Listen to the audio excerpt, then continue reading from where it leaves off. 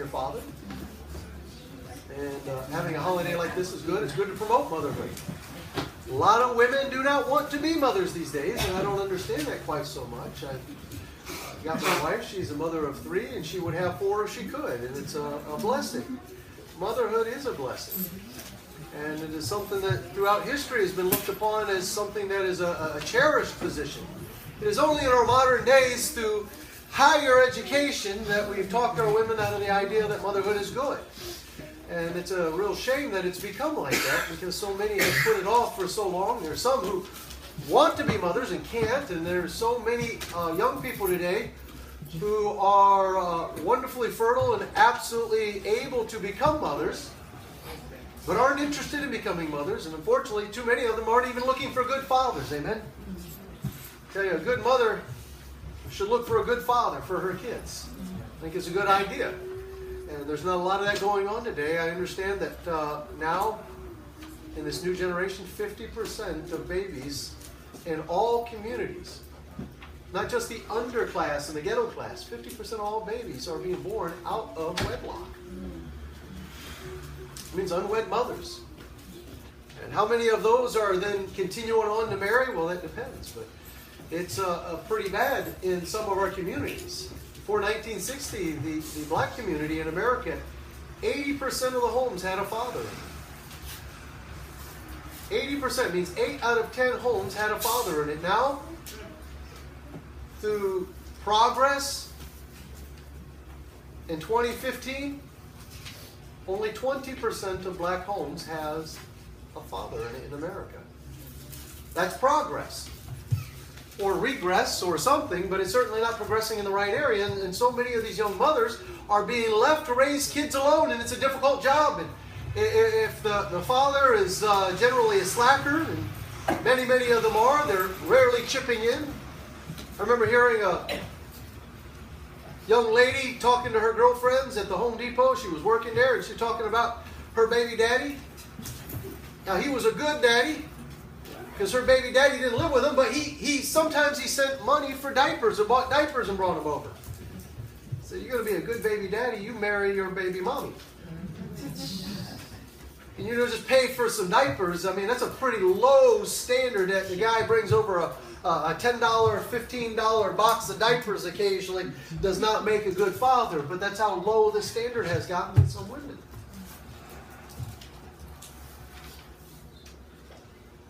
Ladies, find a good man.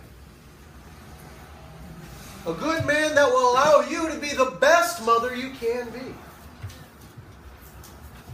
Talking with Gloria last night, she was reminding us in her generation, which is just a few years ago, if a young mother was unwed, it was generally because her husband had died, perhaps in war or something. You didn't see a lot of young unmarried mothers. And there was, of course, a little more time to do mothering. And that, I think, produced some pretty good kids. Now we're struggling to watch the world in chaos. We're watching riots across the country. We see kids with no conviction, no sense of honor anymore. Kids raising themselves, gangs raising kids. And it's not the exception to the rule anymore. It's starting to become epidemic. But not just epidemic, the American population birth rate for native-born Americans, people who were born here and are second, third generation Americans, right? At least second or third generation. The birth rate is under 1.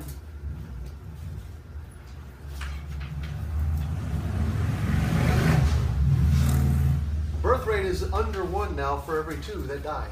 Which is one of the reasons they've got massive immigration importation. Because the American population is shrinking because native-born Americans don't want to have children. My wife is Guatemalan. I saw one of her compatriots yesterday walking down the road, and this tiny little thing walking in her high heels. With her high heels, she was only this tall. She had 4 or 5 kids, all under 4 or 5 years old, striding behind her. And she looked just as weary as they could be. And those kids were all dirty, but they were happy. She could have been happier, but those kids looked happy, amen? Little dirty clothes and everything. Kool-Aid on the face. The way kids used to look. she's putting them out. At least somebody's willing to be a mother. I tell you, being a mother is hard work. It's hard work, and so ladies, I recommend finding a good man to be a father to help you, allow you to be the best mother you can be. But before we get into our announcements, I want to take just a few testimonies. I want to take an opportunity for you to share a little bit about mom in your life. I know some of us have good relationships with our moms, others less than good relationships. There's the positive and the negative and everything. Some of us have absolutely wonderful mothers, and some of us, well, it's wonderful we had a mother, and I know that there's even yet some who never had one, abandoned.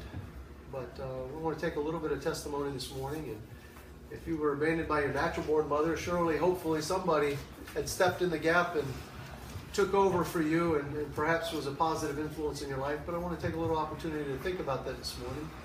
And maybe you can testify. We want to take 2 or 3 testimonies this morning about mom and her influence in your life. Who'd like to start? Danny. My mom's always been very close to God, so I've had a really good relationship, and it's always helped me because I've always been. I mean, you can even see right now I don't have confidence to even talk in this small group, but I've always had relationship a little bit closer to God because of my mother, and just generally speaking, anything that I did need, she was always there, even if it was something small, like fixing my jeans yesterday, just anything, and she's just always been there. She's always been there. I don't know how to ask for more.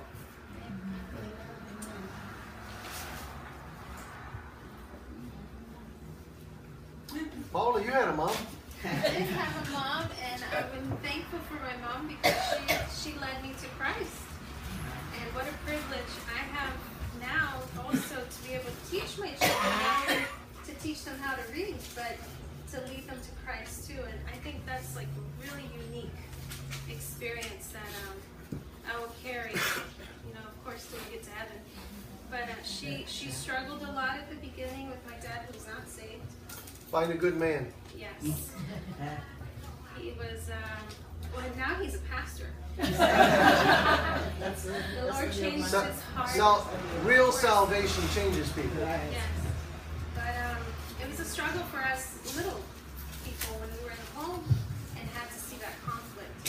So I'm thankful that through her perseverance and prayer life and her devotion to the Lord, that she was able to win us all to the Lord.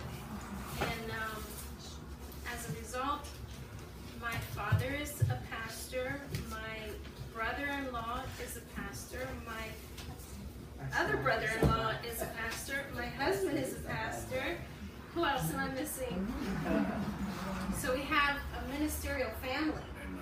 And it was just because someone shared the gospel to her, and now we are able to serve and give to the Lord back in that way. But she's just real encouragement to us, and we're thankful for her. She's been going through a lot of health issues recently, so we've been praying really hard for her. But we're thankful that the Lord provided my mom. All right, one more.